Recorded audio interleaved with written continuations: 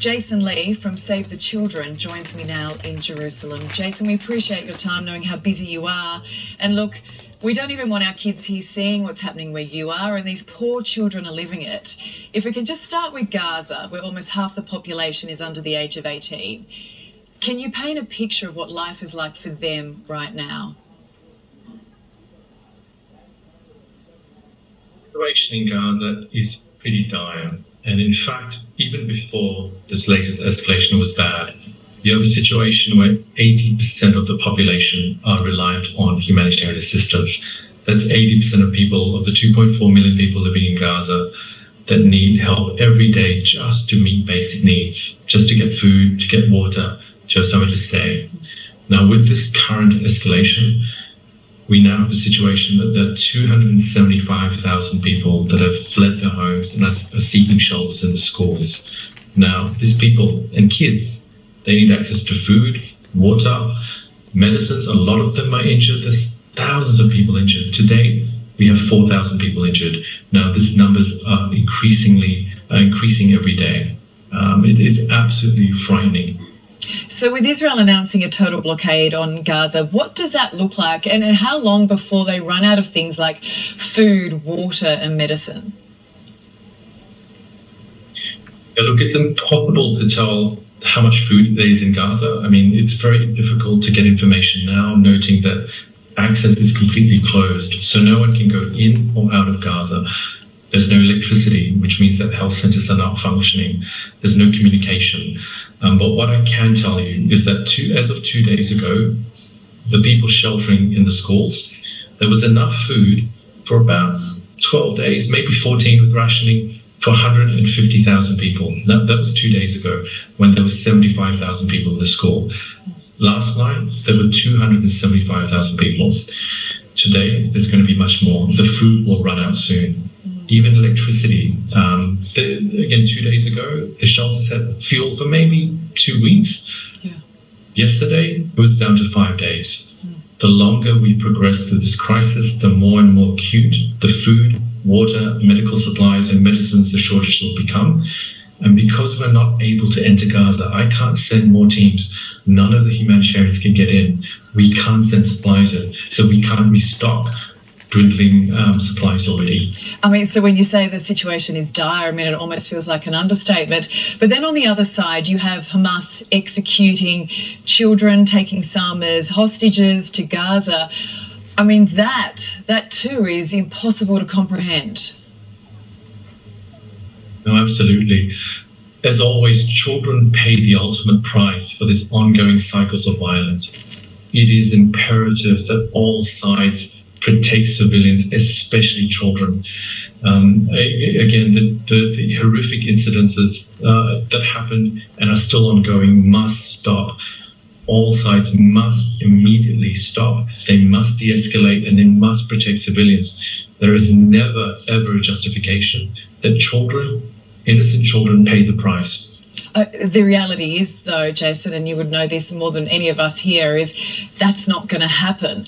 And while war is always brutal, there are rules. And one of them is to make every effort to spare the young. Why is that being ignored this time? Fortunately, this has been one of the underlying challenges in this protracted conflict. The adherence to international law, really the protection of civilians, is critical. I think that it is incumbent for not just all sides of this conflict, but member states like Australia. What are we doing to ensure that everyone abides by their obligations to protect children? That means children, civilians should never be targeted. That means that the access to health, food, shelter, those basic rights are upheld at all times. We must ensure that civilians are protected, especially during conflict. Like we know during wars, children are more vulnerable, and this is why it's even more imperative that there must be steps taken to ensure that they're not targeted, that they're not victims of airstrikes, that they're not kidnapped, that they're not taken hostages. Civilians, children have to be protected. Jason, how do you cope with it all? I mean, this is your job and you deal with this day in and day out, but there must be a helplessness you feel when you would have a sense of where this is going in the coming days, weeks and months. And there are so many children involved, caught up, who can't get out.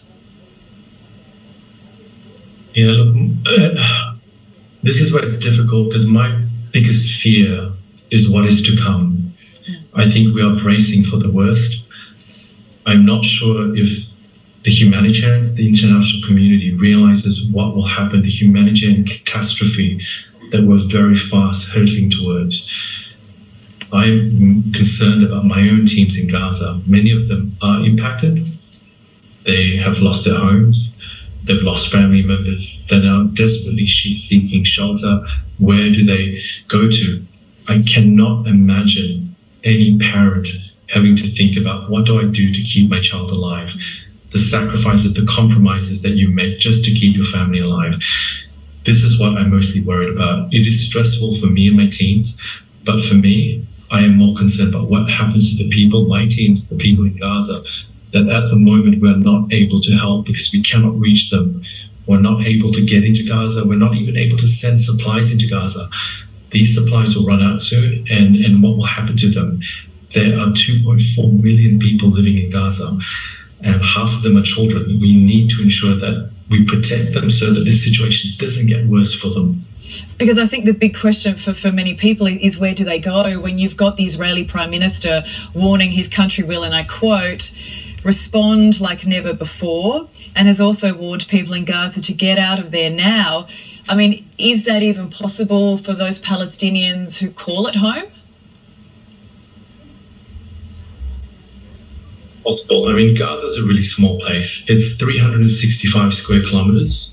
It's completely blockaded. So 2.4 million people living there. It's one of the most densely populated places on earth. The civilian population have nowhere to go. They can't cross into Israel. At the moment, they can't cross into Egypt, and they're bordered by the Mediterranean Ocean, Mediterranean Sea. So there really is no way for them to go. Even if they're trying to flee with airstrikes and shelling, there's limited spaces that they can take shelter in. It is a hugely densely populated area. This is why it's really critical that we protect the civilians and take measures, because there really is nowhere for them to hide. And we just hope that message is heard before it is too late. But Jason, you're doing extraordinary work over there, and we really appreciate your time tonight. Thank you.